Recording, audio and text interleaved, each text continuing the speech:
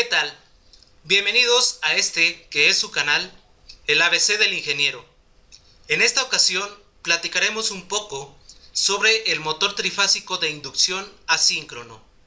Vamos a comenzar con una breve introducción. Analizaremos los componentes básicos de un motor y su principio de funcionamiento. Posteriormente, realizaremos un análisis para la configuración delta y estrella. Esto con la finalidad de en videos futuros poder realizar la parte experimental de cada configuración. Esto lo trataremos de realizar para motores de 220 volts y de 440 volts. Ya con esto, utilizando instrumentos de medición, vamos a tener datos y con ellos podemos dar conclusiones. Por ejemplo, ¿cuál es la diferencia entre las dos conexiones y cómo afecta cada una de ellas a las propiedades físicas de nuestro motor? Pues bien, vamos a comenzar. En la parte de la introducción realizaremos una especie de sándwich. Vamos a hablar de los componentes, del funcionamiento y de más cosas. Y al final trataremos de compactar todo esto y seremos capaces de realizar nuestra propia definición. Vamos a comenzar con el análisis de la mecánica. La mecánica es la ciencia que estudia el movimiento de los cuerpos en el espacio, analizando una serie de posiciones consecutivas a lo largo de su trayectoria. En otras palabras, la mecánica es la ciencia del movimiento. Todo lo que tenga movimiento tiene mecánica. Pues bien, de ella se desprende la ingeniería. ¿Qué es la ingeniería? Es el conjunto de conocimientos necesarios para poder transformar la energía mecánica del movimiento en un tipo de energía que sea útil y que sea aprovechable para el ser humano. Sin la mecánica no existiría la ingeniería. Para tener una mejor idea, vamos a realizar este pequeño ejemplo. Tenemos ráfagas de viento, movimiento del viento. Este movimiento lo vamos a hacer pasar por una caja. Esta caja se llamará ingeniería. Y al final vamos a poder tener energía eléctrica. Este tipo de energía es muy útil para el ser humano, ya sea para tener luz o para tener bien frías esas cosas que se venden en múltiplos de 4 y de 6. ¿Cómo funciona? A esta energía del movimiento, del viento, al pasarla en la caja de ingeniería, dentro de esta caja vamos a tener todos los conocimientos necesarios para poder transformarla o convertirla en energía eléctrica. Es decir, vamos a tener generadores eléctricos, transformadores, torres de transmisión, tableros de distribución, etc. Ahora, hablaremos un poco de un tipo de movimiento diferente. Este movimiento es algo como el Sancho y como el diablo. Es decir, todo mundo sabe que existe, pero nadie lo puede ver. Estamos hablando de fuerzas magnéticas. Las fuerzas magnéticas son fuerzas que se encuentran alrededor de varios objetos. No son perceptibles para el ser humano, pero existen. Vamos a estudiar dos objetos que poseen esta característica.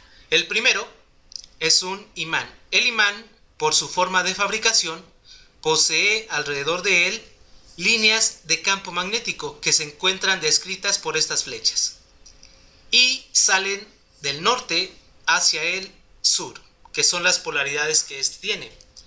¿Cómo sabemos que existen? Pues muy simple. ¿Qué pasa si acercamos dos imanes? En este primer caso, acercaremos imanes con polaridades opuestas. Si vemos en el primer imán, las líneas de campo salen del norte y se van a introducir al polo sur del segundo imán. Por lo tanto, el segundo imán atraerá al primero y generan un movimiento de atracción uno con respecto del otro. En el segundo caso tenemos el caso opuesto. Ahora, los imanes los acercaremos con las polaridades iguales.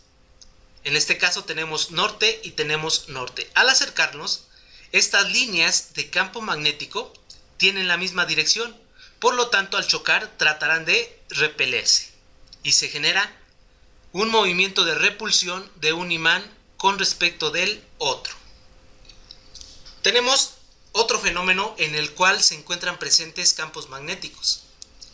Si tenemos un alambre conductor, generalmente el material es cobre, ya que el cobre tiene una conductividad eléctrica muy grande, es decir, tiene una capacidad muy grande para acercar y hacer pasar sobre de él el flujo de electrones, que es energía eléctrica.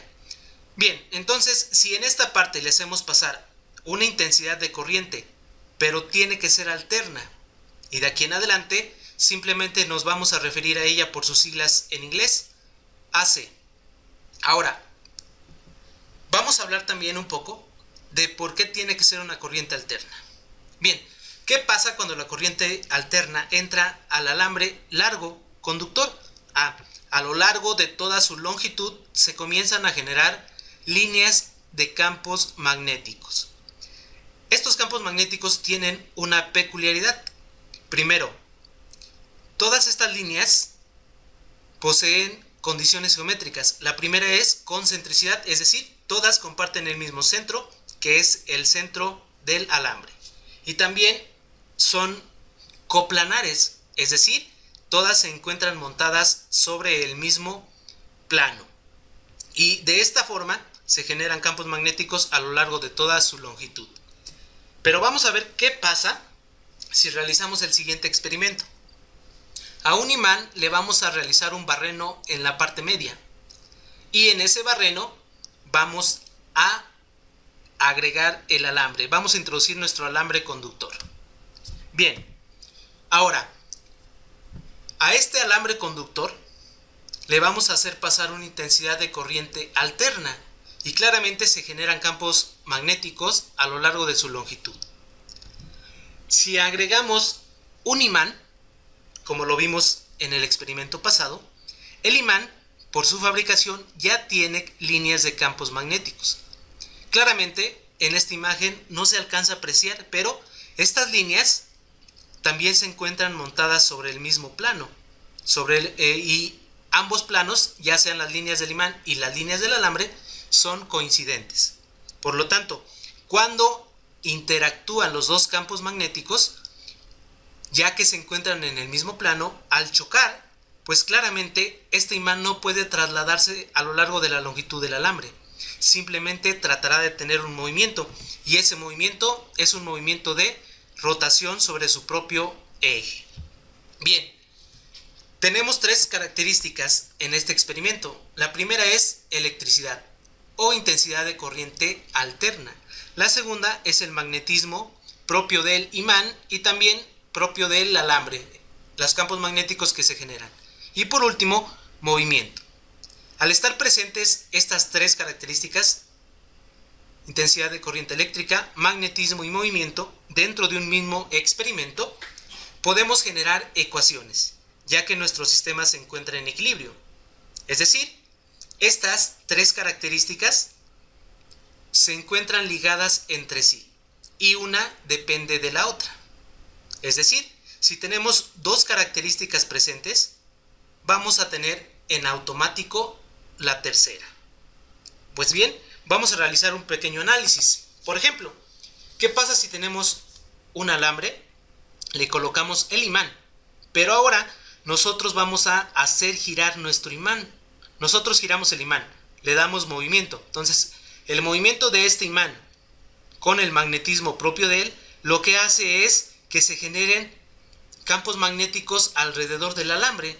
Y por supuesto, al haber estos campos magnéticos, en esta parte se genera una intensidad de corriente alterna. Pues bien, este es el principio de funcionamiento de lo que conocemos como un generador eléctrico. Vamos a definirlo. ¿Qué es un generador eléctrico?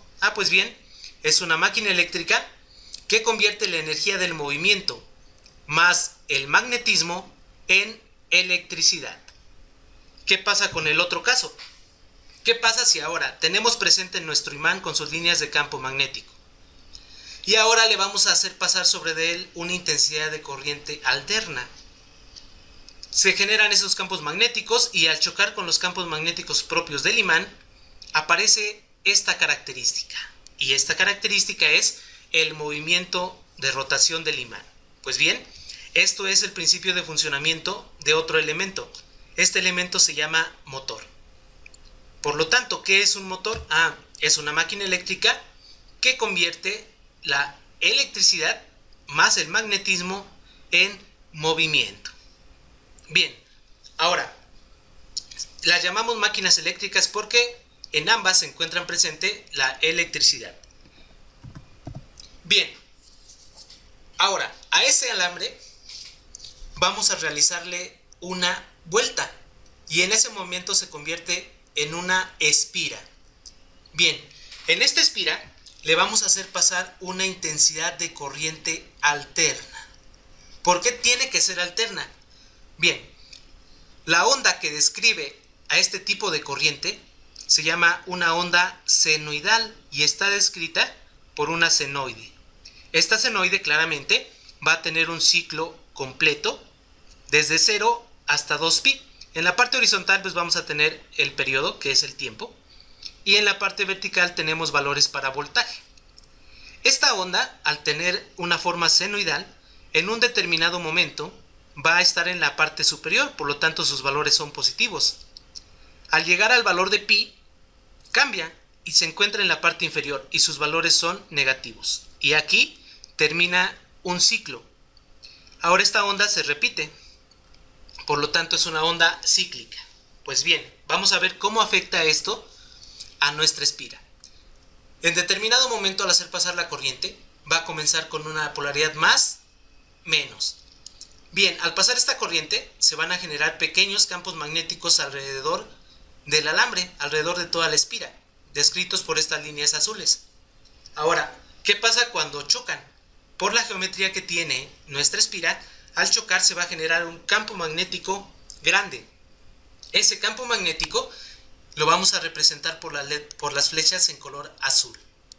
Ahora, cuando la onda pasa a la parte negativa, se invierten las polaridades. Ahora sería menos y más.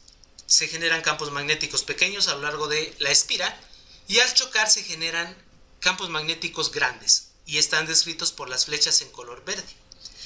A esta variación en las líneas de campo magnético o en la dirección se le llama un campo magnético variable. Ahora, ¿qué pasa cuando logramos tener campo magnético variable? Pues en las terminales de la espira se induce una fuerza electromotriz que la vamos a llamar E minúscula. E minúscula representa la fuerza electromotriz que se induce en las terminales de la espira. Bien, por esa razón utilizamos corriente alterna. Ahora, este fenómeno que estamos analizando representa la ley de inducción de Michael Faraday, que en 1831 fue descubierta. Ahora, ¿qué es la ley de inducción de Michael Faraday? Cuando a una espira le haces pasar una intensidad de corriente alterna, se generan campos magnéticos variables dentro de ella y en ese momento en sus terminales se induce una fuerza electromotriz. Esta fuerza electromotriz es casi lo mismo que un voltaje, que es una diferencia de potencial eléctrico. Lo que las hace diferentes solamente es la dirección que tienen, son opuestas, pero en magnitud son iguales. Ahora, ¿qué pasa si tenemos una espira y le conectamos otra espira después de ella y así de forma consecutiva? Vamos a estar conectando espiras en serie. Vamos a formar una bobina.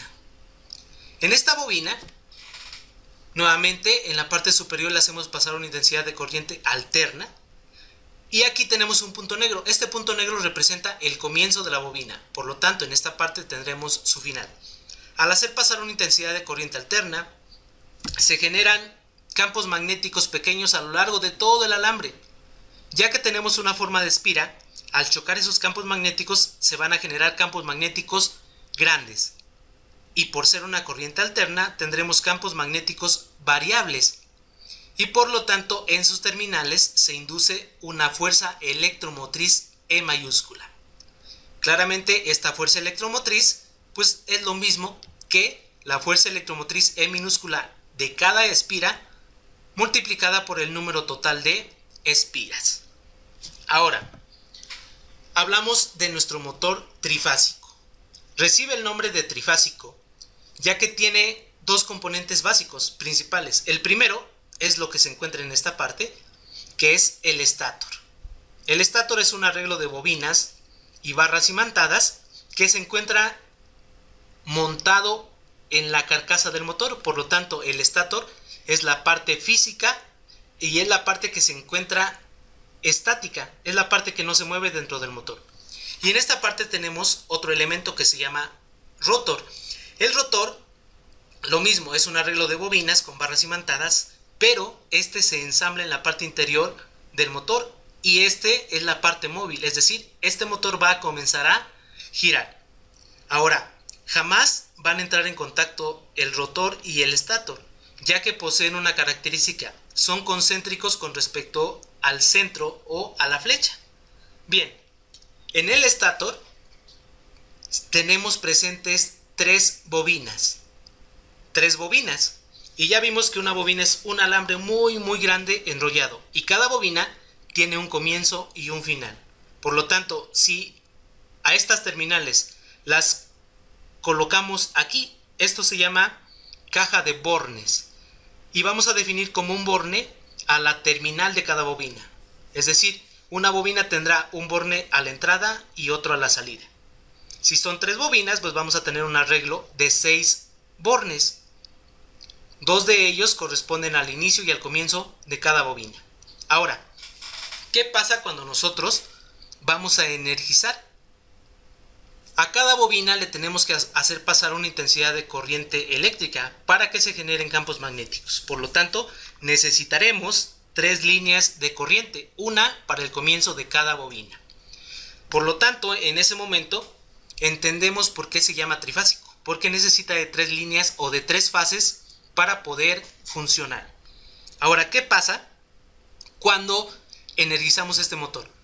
En cada bobina se generan campos magnéticos variables y esos campos, al entrar en contacto con el rotor, lo que hacen es generarle un movimiento de rotación. Recuerden que las líneas de campo magnético van a chocar una con respecto de la otra y como el rotor no puede desplazarse en esta dirección, solamente puede rotar. Entonces, al chocar se genera un movimiento de rotación y también ese movimiento de rotación o la frecuencia de rotación de los campos magnéticos que se encuentran en el estátor no coincide con la velocidad de rotación de esta flecha que tiene el rotor.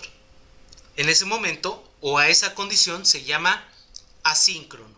Es decir, ya no necesitaremos de un conmutador mecánico que lo esté girando. Gira la mitad, conmuta y hace que se genere un giro completo. No, de esta forma, como nunca la velocidad de rotación o la frecuencia de rotación de los campos magnéticos del estátor nunca van a ser iguales a los del rotor, pues siempre vamos a tener un movimiento de rotación constante.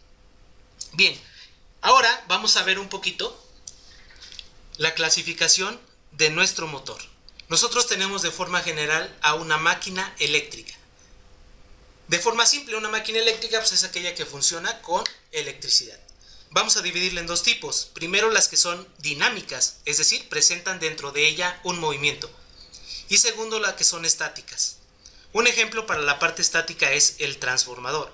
Un transformador es un aparato electromagnético estático que convierte un sistema primario de energía en otro secundario. Conserva parámetros como lo son la frecuencia y la potencia, pero modifica parámetros a la salida como lo es el voltaje y la intensidad de corriente alterna. Claramente, esto va a depender del número de espiras que tenga cada una de sus bobinas, tanto en el devanado primario como en el secundario.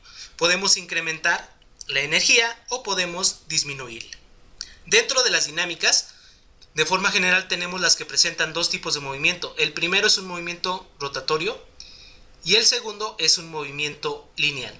Dentro del movimiento rotatorio tenemos a nuestro motor y tenemos al generador eléctrico. Bien, ya con esto podemos dar una definición completa de nuestro motor trifásico de inducción asíncrono. Vamos a comenzar. Primero, ¿qué es el motor trifásico de inducción asíncrono? Es una máquina eléctrica dinámica rotativa que convierte la energía eléctrica en energía mecánica o energía del movimiento. Es trifásico ya que el estator posee 3 bobinas. Estas son desfasadas 120 grados y se encuentran distribuidas de manera uniforme a lo largo de toda la circunferencia. A cada bobina se le tiene que hacer pasar una intensidad de corriente alterna, por lo tanto se necesitan 3 fases, una para cada bobina. Y es de inducción porque funciona bajo el principio de funcionamiento de Michael Faraday, es el principio de inducción magnética, y Faraday lo encontró en 1831. Y es asíncrono porque la velocidad o la frecuencia de rotación de los campos magnéticos dentro del estator no coincide con la velocidad de rotación de la flecha del rotor. Pues bien, ya tenemos una definición muy completa de nuestro motor trifásico de inducción asíncrono. Ahora vamos a comenzar con el análisis para cada una de las configuraciones. Comenzamos con la configuración delta. Esta configuración recibe este nombre ya que hace referencia a la letra griega delta. Por lo tanto, vamos a colocar en esta parte las bobinas que se encuentran presentes dentro del estator. Es un motor trifásico, por lo tanto tiene 3 bobinas.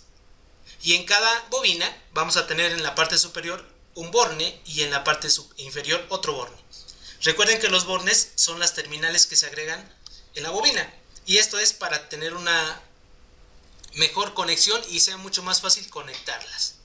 Ahora, para poder tener nuestro arreglo delta, la única forma posible es colocar nuestras bobinas de esta forma. Vamos a realizar un procedimiento muy simple, pero muy importante para poder realizar nuestra conexión. Siempre vamos a seguir una metodología. Cuando estemos trabajando en esta parte que es nuestro arreglo lineal, siempre trabajaremos de izquierda a derecha y también de arriba hacia abajo. Vean, esto es una serie de pasos, es una metodología, por lo tanto solo es seguirla. Paso número 1. Vamos a colocarle nombre a cada una de mis bobinas, de izquierda a derecha. Esta será la bobina número 1, esta será la bobina número 2 y esta será la bobina número 3. Siguiente paso, vamos a identificar en dónde será el comienzo de cada una de ellas. Para esto vamos a colocar un pequeño punto a un costado del borne, es decir, y todas son similares. Por lo tanto, si defino que en la parte superior está el comienzo de la 1, en la parte superior debe de estar el comienzo de la 2 y en esta parte el comienzo de la 3. El siguiente paso es colocarle nombre o numerar nuestros bornes o terminales. Y lo vamos a hacer de la siguiente forma y siguiendo la misma metodología. Comienzo de izquierda a derecha, parte superior. El comienzo de la 1 será el 1, comienzo de la 2 el 2 y comienzo de la 3 el 3. Ya que terminé con el comienzo, voy con los finales. El final de la 1 será el 4, el final de la 2 será el 5 y el final de la 3 será el número 6. Ahora voy a realizar la conexión en el arreglo lineal. El primer paso es, debemos de agregar una línea de corriente a cada inicio de mis bobinas. Es decir, la línea 1 la agregaré al comienzo de la bobina 1, la línea 2 al comienzo de la 2 y la línea 3 al comienzo de la 3. Y la conexión delta se realiza de esta forma. Voy a colocar con un cable, voy a realizar un puente del nodo 1, que es el comienzo de la 1, a el final de la 3, que es el nodo 6. También realizaré otro puente que conecte al comienzo de la 2, que es el 2, con el final de la 1, que es el 4. Y por último, otro puente que conecte al comienzo de la 3, que es el 3, con el final de la 2, que es el 5. Ahora, ¿por qué digo comienzo y final de cada bobina?